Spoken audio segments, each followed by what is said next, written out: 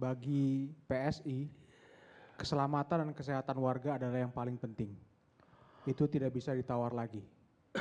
Itu adalah harga mati. Artinya kita tidak bisa menawar hidup matinya seseorang. Itu kesehatan nomor satu, itu benar sekali. Akan tetapi kami melihat bahwa Pak Gubernur Anies Baswedan tidak secara serius melakukan penegakan protokol kesehatan pada PSBB transisi. Mengapa saya katakan demikian? Pak Anies pernah mengatakan bahwa PSBB transisi adalah momentum paling krusial yang menentukan apakah kita bisa menang terhadap COVID-19 atau tidak. Apakah kita lanjut PSBB atau kita bisa menang melawan COVID-19. Saya katakan tidak serius karena pada awal bulan Agustus, kasus harian itu sudah mencapai 500 orang per hari. Ini harusnya menjadi lampu kuning. Jadi kalau berkendara, kalau kita lihat lampu kuning, pasti kita harusnya berhati-hati dan ngerem. Tapi yang kami lihat di masa PSBB transisi ini, yang terjadi adalah gas. Saya katakan gas karena banyak sekali kebijakan-kebijakan yang sifatnya kontraproduktif terhadap perlawanan kita terhadap COVID-19. Misalnya gas pertama kali diinjak ketika Pak Anies memperlakukan kembali kebijakan ganjil genap. Pada awal bulan Agustus untuk mobil, pertengahan bulan Agustus untuk sepeda motor. Di mana dengan logika yang sangat sederhana, kita bisa berpikir bahwa kalau misalnya mobil dan motor pribadi dibatasi, maka akan terjadi penumpukan di transportasi umum. Ini logika yang sangat sederhana. Lalu saya sangat kebingungan ketika Pak Gubernur mengatakan bahwa tingkat penyebaran COVID di transportasi umum itu rendah. Nah ini yang sangat membuat kita bingung sekali. Karena secara data dan statistik diperlihatkan bahwa penyebaran COVID-19 di transportasi umum itu tidak kalah tingginya dengan klaster-klaster yang lain. Itu kebijakan yang kontraproduktif yang pertama. Yang kedua adalah ketika Pak Gubernur misalnya waktu itu mengadakan kembali CFD. Menurut saya dan teman-teman fraksi PSI melihat bahwa CFD ini sangat berbahaya karena akan mengundang kerumunan yang begitu banyak. Walaupun dipecah menjadi 32 titik, tetap saja banyak sekali kerumunan dan tujuan dari olahraga kan untuk menjadi sehat. Tetapi karena ini dalam COVID-19, kalau kita CFD-an malah akan terjadi pemaparan COVID-19. Jadi ini adalah kebijakan kontraproduktif yang kedua. Lalu yang ketiga adalah ketika terjadi banyak sekali demonstrasi. Kita ingat sekali ada beberapa demonstrasi yang terjadi di bulan-bulan Agustus. Ada beberapa demonstrasi yang sangat ramai dan tidak dilarang atau tidak dibuat menjaga jarak dan lain sebagainya. Tidak ada protokol kesehatan ketika demonstrasi terjadi. Lalu ada rencana untuk pembukaan bioskop dan lain sebagainya. Jadi saya mengatakan tidak serius karena banyak sekali kebijakan kontraproduktif yang datangnya dari Pemprov DKI Jakarta. Ini yang sangat-sangat disayangkan. Seharusnya dengan ada peningkatan kasus awal bulan Agustus itu sebanyak 500 dan Pak Anies tadi sudah mengatakan bahwa kalau kita lihat statistiknya angka kematian kan mulai meninggi bulan Agustus, seharusnya rem darurat itu ditarik di situ. Jadi sekarang rem darurat sudah ditarik. Lalu apa yang harus dilakukan ke depannya? Yang pertama yang ingin saya katakan adalah kita harus meningkatkan kembali contact tracing. Walaupun kita sudah di atas WHO, contact tracingnya, standar WHO kita sudah di atasnya, tetapi menurut saya harus ditingkatkan kembali contact tracing. Kenapa? Karena kita melihat bahwa sekarang penambahan kasusnya sudah 1.000 per hari. Artinya contact tracing tidak efektif berjalan. Sehingga harus ditingkatkan kembali contact tracingnya dan menurut fraksi PSI mungkin hitungannya itu bisa 25 sampai 30 orang untuk contact tracing sehingga penyebaran COVID-19 ini kita bisa data dengan baik. Sekarang kan hanya 6 per kasus. Kalau kita naikkan jadi 30 orang per kasus, ini suatu kebijakan yang lebih baik lagi. Yang kedua yang ingin saya sampaikan adalah kita semua harus ingat bahwa negara Indonesia ini bentuknya adalah negara kesatuan. Pasal 1 ayat 1 Undang-Undang Dasar 1945. Negara Indonesia adalah negara kesatuan yang berbentuk republik. Berbeda dengan negara yang berbentuknya federal. Dalam negara kesatuan, sumber kekuasaan asali itu berada di tangan pemerintah pusat.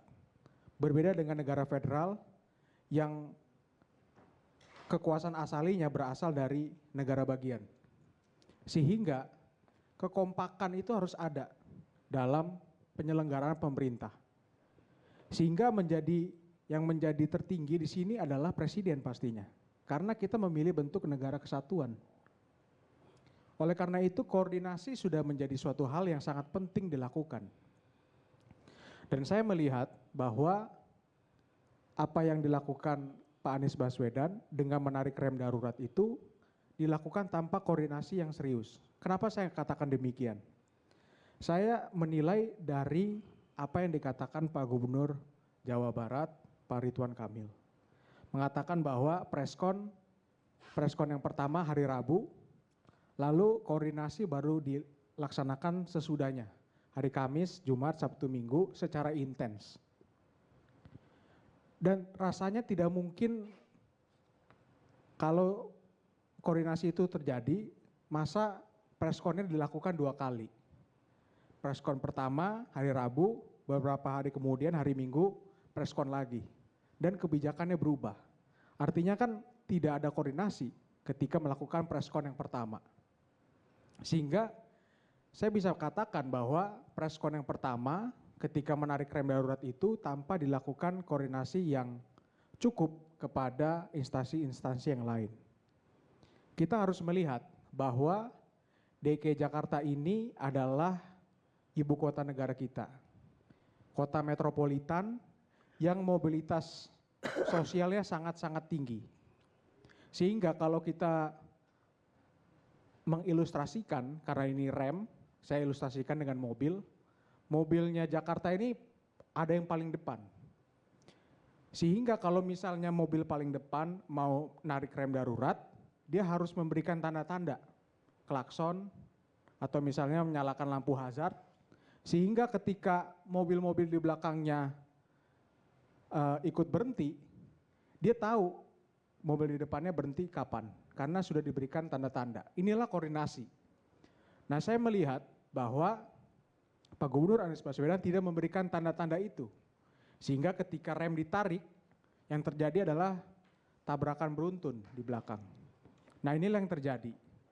Sehingga kita melihat gejalanya, Pak Menko Perekonomian mengatakan ISG turun karena kebijakan Pak Gubernur, lalu Pak Wali Kota Bogor yang mengatakan kebijakan PSBB belum jelas, dan tadi Pak Gubernur Jawa Barat juga mengatakan bahwa preskonnya hari Rabu, koordinasi intensnya baru dilakukan hari Kamis, Jumat, dan Sabtu, sehingga preskon harus diulang dan kebijakannya pun diganti. Kebijakan diganti dengan tempo hari yang sangat-sangat singkat, hanya 3 sampai 4 hari saja sudah berubah. Jadi saya katakan bahwa tidak ada koordinasi yang serius yang dilakukan oleh Pak Gubernur Anies Baswedan. Dan menurut saya Pemprov DKI Jakarta juga harus terus berkoordinasi dengan pemerintah pusat. Karena seperti yang tadi dikatakan oleh Pak Ridwan Kamil bahwa support dari pemerintah pusat terhadap Pemprov DKI Jakarta itu sangat-sangat besar. Tidak sebesar yang dilakukan di Jawa Barat. Jadi pemerintah pusat benar-benar concern sekali nih dengan kondisi di DKI Jakarta. Misalnya saya ingin misalnya Wisma Atlet, itu kan dari inisiasi dari pemerintah pusat menyediakan Wisma Atlet.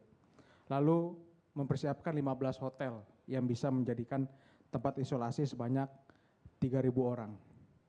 Dan banyak lagi, contact tracing juga sangat disupport oleh pemerintah pusat. Tidak seperti yang terjadi di Jawa Barat walaupun penduduknya 4 kali lipat. Jadi yang ingin saya katakan di sini adalah kami dari fraksi PSI sangat melihat bahwa keselamatan dan kesehatan warga itu yang paling penting. Ekonomi akan mengikuti. Akan tetapi tolonglah ketika ingin melakukan suatu kebijakan harus dilakukan koordinasi yang sangat baik. Sehingga kota-kota penunjang seperti Depok, Bogor, dan tempat lainnya serta pemerintah pusat mengetahui dan bisa mengambil ancang-ancang. Jadi kami tidak anti dengan rem darurat. Asal rem darurat dilakukan dengan baik dan benar melalui proses yang baik, maka rem darurat itu akan membawa kita kepada keselamatan warga DKI Jakarta.